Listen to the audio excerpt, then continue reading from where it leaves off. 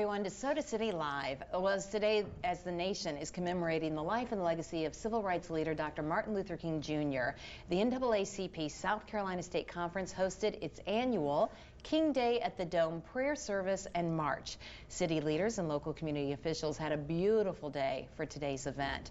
And among today's speakers, Dr. Aaron Bishop, who joins us today with his wife, Dr. Jennifer Bishop. The two are also the founders of Bishop Speaks and Rare Leaders. So glad to have you both with us. Thanks for being here. Thank you for having us. Thank you. Before we go into Bishop Speaks and Rare Leaders, let's talk about today and the significance of today. It was a beautiful day for today's event. I was so glad for that, but also that you could have the event today because with COVID, it didn't happen for the last couple of years, at least in person. I know virtually it did, but it's so important to be in person, shoulder to shoulder. How did it go today? It felt great to be among the community, the beloved community, and just want to acknowledge the leadership of Brenda Murphy, who's the state president for the South Carolina NAACP.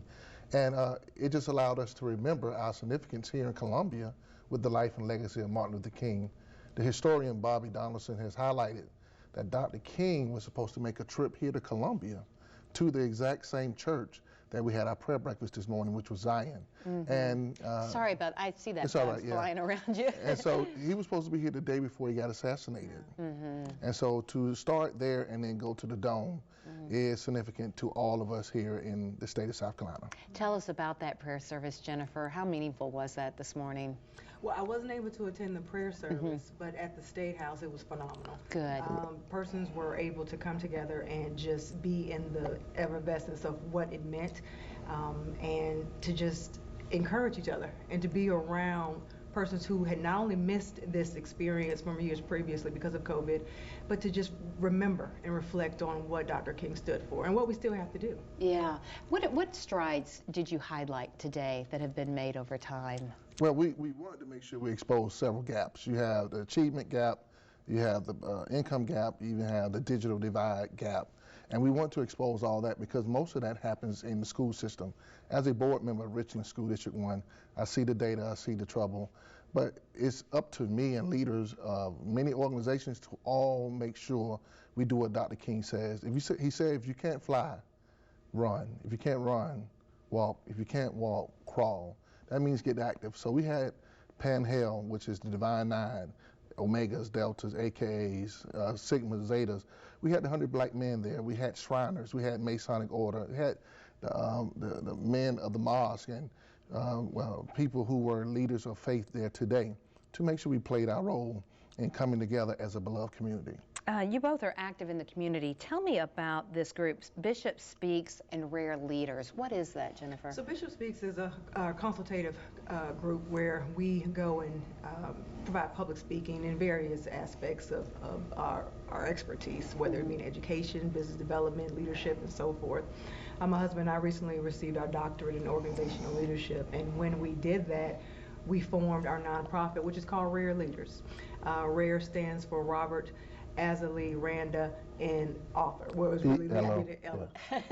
But it's Rare Leaders, and it is about transformational leadership and taking the talents that have been given to us, have been bestowed upon us, and taking that to the next level within the community. And so there's several things that we've done in silos here and there, and so this is a vehicle in which we're able to make transformational steps towards things that will be impactful for the community in the same vein as Dr. Martin Luther King. And you guys doing that as leaders, and you as a leader, and being in the school system, what about today? Did you see young people there that you can pass the torch to for the future to carry it? Absolutely. And it, not only at the day at the Dome, but also back to the church. Bishop Freeman gave us a charge. And acknowledging also Pastor Davis, who's the pastor of Zion. But Bishop Freeman was our speaker today, and he charged us to do three things. He said we definitely need to still keep praying because prayer still works. He also said, but we got to press. And press means accountability and responsibility on all levels of leadership, from the top to the bottom, from one generation to another. But the one that really was impactful was we have to proclaim. The quote by Martin Luther King says this: the day we begin to be silent, the day we begin to die, is the day we become silent about things that matter. And you know, we weren't silent today. everyone spoke up and everybody spoke out. That's wonderful. Well, King Day at the Dome, I know it was a joy to have it back in person, and hopefully there's not another year, where you can't meet, where people can go out there as a community, as a state, to be together in unity. And so thank you, Dr. Bishop. Dr. Bishop. I only had to learn one name. No, I already knew you guys, but thanks so much for being here on Martin Luther King Jr. Day. I know, again, a holiday, but a significant day, so I appreciate you both coming in. Yes. Thank you. Thank you. We'll have more Soda City Live right after this.